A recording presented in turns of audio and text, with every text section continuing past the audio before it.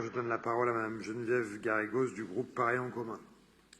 Monsieur le maire, mes chers collègues, le 2 octobre 2013, à l'aube, une fragile embarcation se renversait tout près des côtes de Lampedusa, éparpillant dans les vagues 368 vies humaines de tous les âges, venues d'Érythrée et d'Éthiopie.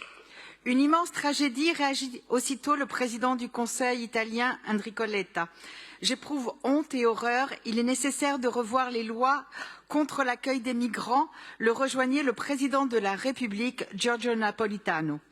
L'Italie entière était en deuil. Nous étions tous et toutes en deuil, reconnaissant à cette catastrophe sa gravité. 10 ans plus tard, même si quelques bénévoles continuent encore à donner une sépulture digne aux inconnus anonymes dans les cimetières de Lampedusa, les naufrages continuent. Les cadavres échouent toujours au pied de la forteresse Europe et les journées de deuil ne se font plus. Les opinions s'habituent. L'horreur disparaît, bientôt remplacée par la petite musique de la dangerosité supposée des migrants, par un sentiment de ras-le-bol face à l'inconfort qui est censé susciter en nous leur existence si visible, si têtue. Notre compassion s'émousse au fil des ans, mais les violences et la misère qui poussent à l'exil ne diminuent pas. Ces personnes qui prennent le chemin de l'exil ne sont pas différentes de nous dans leurs rêves, leurs attachements, leurs espoirs. Elles sont membres de la communauté humaine à qui nous reconnaissons l'universalité de l'accès au droit, tel qu'énoncé dans un texte qui nous est si cher et dont nous sommes fiers, la Déclaration des droits de l'homme et du citoyen.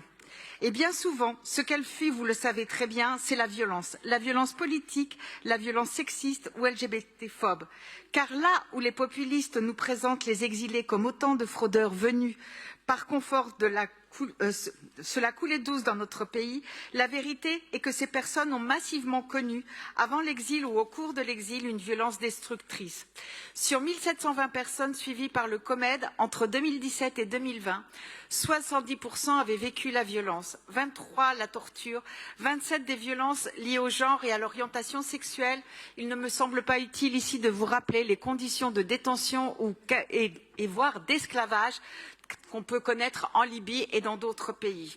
Ces gens qui vont sciemment risquer leur vie sur des coques de noix surchargées au prix de tout ce qu'ils ont dans un parcours émaillé de violence, ces gens-là fuient des conditions invivables plus qu'ils ne viennent chercher un illusoire Eldorado. Et pour ceux qui arrivent en France, qu'ils viennent de la Méditerranée ou d'ailleurs, le risque de tout ce parcours, c'est bien souvent l'effondrement, le retentissement de tout cet ensemble de traumas physiques et psychiques que les services de santé mentale ordinaires ne sont pas équipés pour gérer.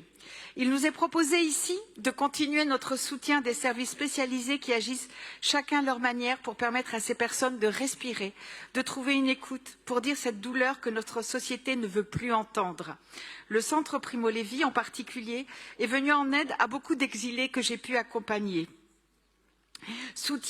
En soutien des victimes de violences politiques et leur permet de retrouver une sérénité sans laquelle ils ne peuvent se projeter dans l'avenir.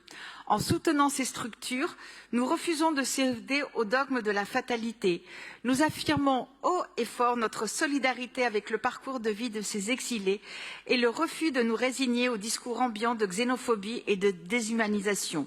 Oui, leur vie est précieuse. Oui, ils peuvent se reconstruire pleinement. Et oui, nous les y aiderons. Je vous remercie.